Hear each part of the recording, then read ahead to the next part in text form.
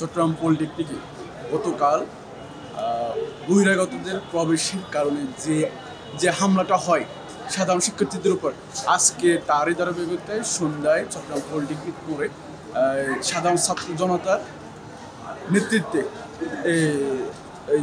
সমাবেশ হয় তাদের বিচারের দাবিতে, এবং যারা হামলার সাথে জড়িত ছিল তাদেরকে দ্রুত আইনের আওতায় আনার জন্য প্রশাসনকে জোর দাবি জানাচ্ছি।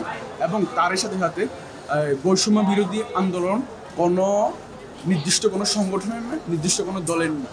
বৈষম্য বিরোধী আন্দোলন সংগঠন হচ্ছে যে সকলের সম্মিলিত আমরা এই আন্দোলনটা করে গেছি। এবং আমি তারই সাথে বলে যাচ্ছি, আজকে চট্টগ্রাম বৈষম্য বিরোধী আন্দোলনের ব্যানারে কোনো প্রোগ্রাম ছিল না, এবং কেন্দ্রের সাথে আমি কথা বলেছি। তারই সাথে সাথে এই বৈষম্য বিরোধী নাম দিয়ে যারা কাজ করে, যারা অন্য সংগঠন হয়ে এই প্ল্যাটফর্মকে কলুষিত করতে চাচ্ছে, তাদেরকে বলবো আপনারা আপনাদের ব্যানারে আসুন, আপনারা আপনাদের সংগঠনের সাথে সংগঠনের ব্যানারে আসুন, আপনাদের সংগঠনের মিছিলে আসুন। আপনারা কোনো গুপ্তভাবে আপনাদেরকে না থেকে আপনারা ওপেন আসুন, আপনারা আপনাদেরকে সাধুবাদ জানাবো। এবং তারই সাথে সাথে এই বৈষম্য বিরোধী আন্দোলনকে আপনারা কলুষিত না করার জন্য অনুরোধ রইল।